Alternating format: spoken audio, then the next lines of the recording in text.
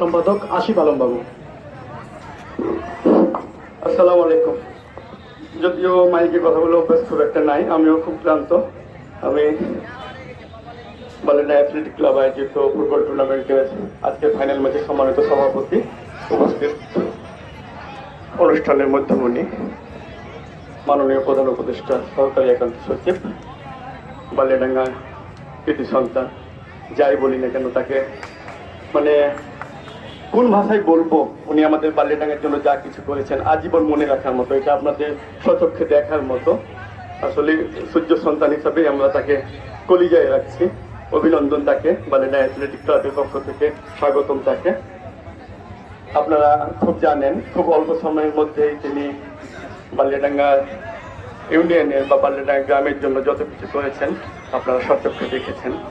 আমি বালিয়াডাঙ্গা অ্যাথলেটিক ক্লাবের সম্পাদক, এমন একটা সময়তে আমি সম্পাদক যে উনি মাননীয় প্রধান উপদেষ্টা, সহকারী একান্ত সচিব, মাননীয় সচিব মহোদয়ের দৃষ্টি আকর্ষণ করছি।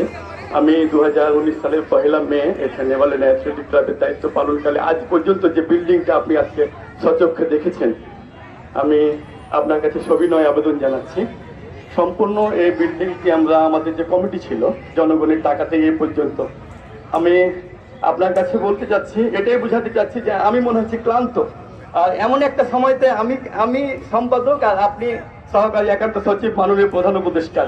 আমি চাই বালিয়াডাঙ্গা অ্যাথলেটিক ক্লাবের যে অসম্পূর্ণ কাজগুলো আছে সেটা আপনি আপনার হাতে দিতে চাই মাননীয় সচিব মহোদয়। আমি সদাই দৃষ্টি আকর্ষণ করছি। আর আমি এই বলে আমি আমার বালিয়াডাঙ্গা ইউনিয়নের জনগণকে বলছি, আমি 1 মিনিট সময় নিব। আমি অত্যন্ত খুশি যে আমার জনগণ সবচেয়ে সহযোগিতা করেছে আমাকে। একটা আয়োজন করতে অনেক কষ্ট হয়। আপনারা যতগুলো বাইরে থেকে ভুল দেখছেন ওটা আমার চোখে ভুল হচ্ছে না। আসলে একটা খেলাতে প্রাইজ পাওয়া খুব কষ্টসাধ্য ব্যাপার। বিশ্বাস করেন, একটা জিনিস গড়তে অনেক কষ্ট হয়, ভাঙতে কিন্তু 1 মিনিট লাগে। আপনাদের কাছে শুধু আমি এই সহযোগিতা চাই, আপনারা নিশ্চয় ভূমিকা পালন করেছেন, এই জন্য আপনাদের কাছে আমি ধন্যবাদ, আমি কৃতজ্ঞ। ঠিক আছে, আর আমি এই বলে আমি আমার বক্তব্য শেষ করছি। আসসালামু আলাইকুম।